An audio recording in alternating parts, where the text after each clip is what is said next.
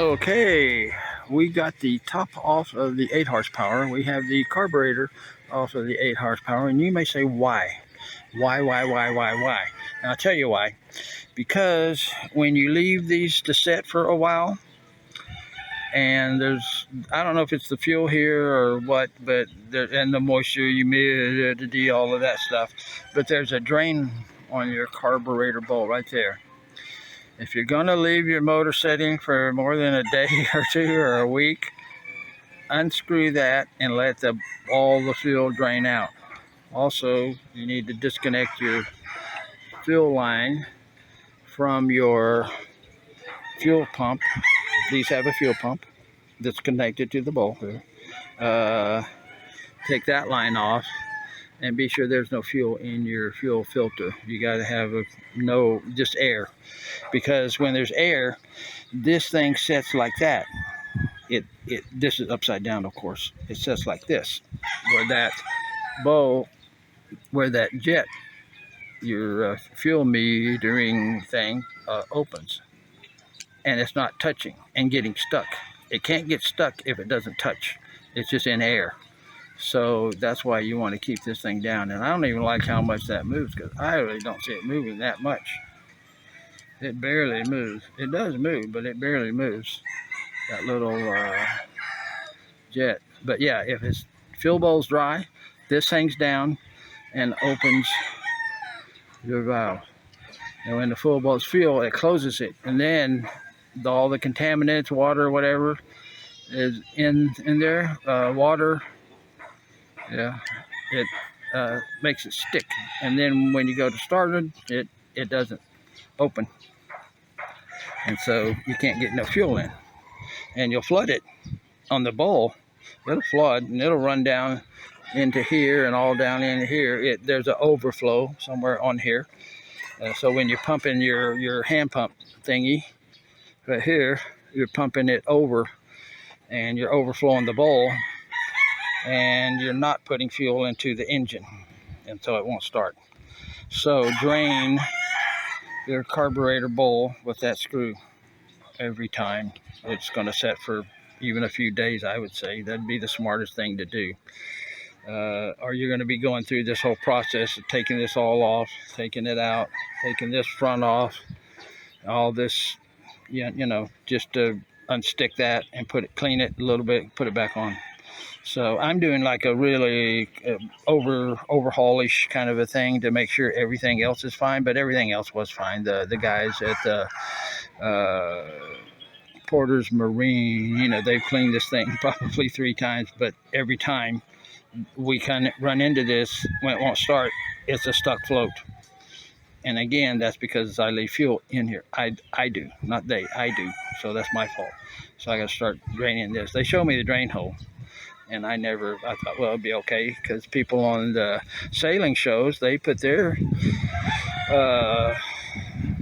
little dinghy sitting on the back with their 8 horsepower Yamaha, 15 horsepower sitting on the back. They go across the Atlantic. They're on there for 5, 6, 8, 10, 12, 15 days. Never start it because it's, hung up behind their boat, their, engine and all that. And they get in 1 or 2 pulls, and boom, they take off once they get into port. It's like, well, why doesn't mine do that? It gets stuck. I don't know. Drain it. That should resolve any issues.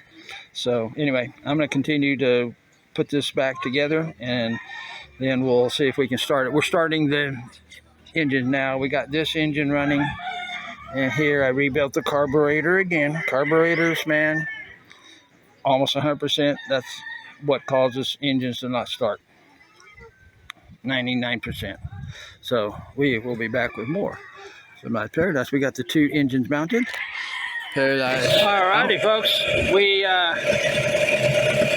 started this one up. It hasn't ran in a few weeks, but first pull fired up. Didn't run good because it was cold. We had to start it and let it warm up. Maybe 3 times we had to start it, get the choke about halfway in, and kind of fiddle with the choke until it warmed up. It's sucking up fuel. But he's doing good. I think I got a leak in my fuel filter right here. I think there's a little crack right there, because when I pump the fuel with this bulb, it looked like bubbles. The fuel would like kind of come up. You see a little wet spot. It's microscopic almost, like to see it. And it would come and go as I pump this. So I got to replace this guy. I've got one on order now. I did put the water pump's going good. I did put that fuel pump in this one here. I mean, fuel filter in this one here. This has got the tachometer too that doesn't work, or that does work, I'm sorry, but it's double the RPMs. So if it says 1,000, it's really 500. If it says 2,000, it's really 1,000. So that's kind of how we roll with that one. So anyway, this one we had the float was stuck.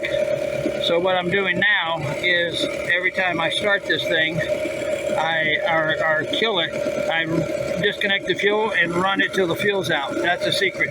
That's the secret to keeping. That way your fuel bowl is dry and your flow isn't jammed into the hole, or the jet thing isn't jammed into the hole, so it can't get stuck. It's down open, and so it can't get stuck because there's no fuel. And so that's a secret there, folks.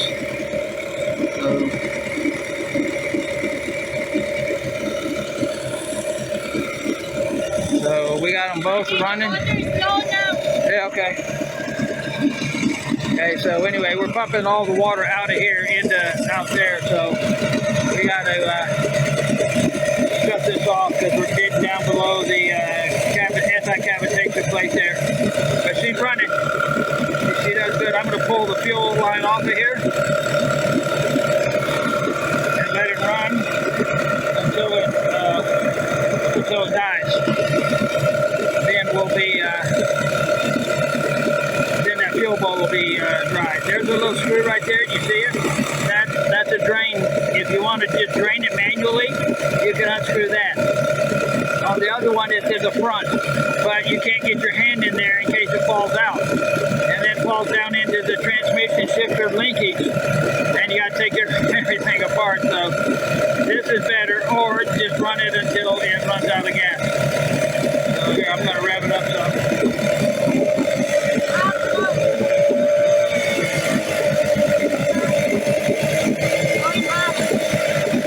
Well, go get water. Anyway, we are running the engine here. My wife says it's hot. Yeah, it is hot. But this thing should be dying any second now because there ain't no fuel here. We got water running out down here too in the front. Down there, there's a water outlet there too. So we're sucking in some air. So it's getting hotter than it should. There we go. Here we go. Out of fuel. Perfect timing. We're out of water and we're out of fuel. See, there's another fuel drain hole here. See that? There's a hole here that says water, and it may. Yeah, this one of these says water, and one of them says your gear oil for your lower unit. But there's a water drain hole there, and then there's a water pee hole here.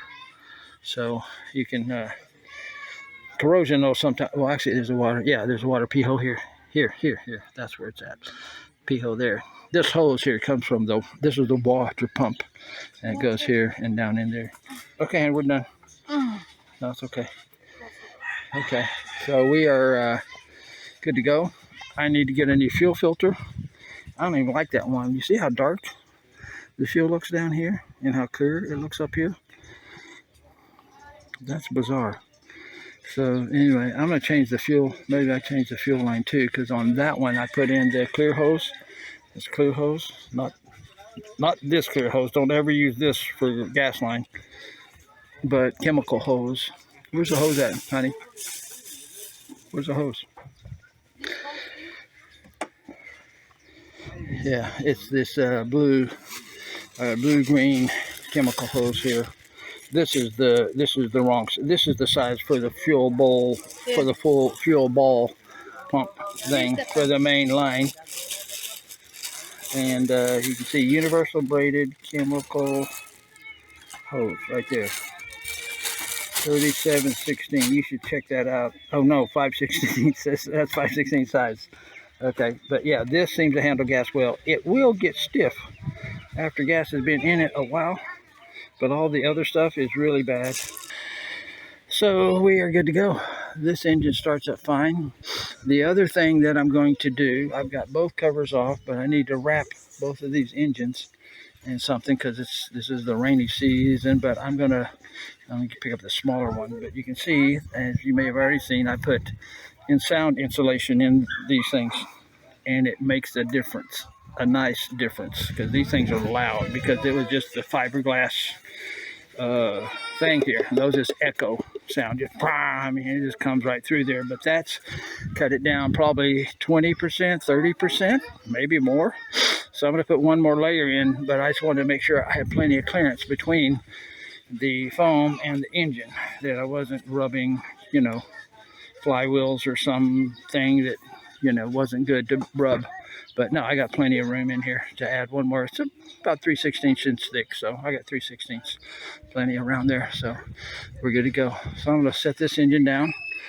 Then I'm going to make some cables, some anti-theft cables for this, where I got stainless steel cable and I loop it through this handle here and go around this cross beam, and then I have like a padlock that I lock it on with. So just a deterrent, you know, anybody can steal anything if they want to, you know, if they're crazy enough or inventive enough or whatever, I don't know, sick enough, who knows what their deal is. But anyway, so I had to do that to both of these engines, and that's for not so much for here.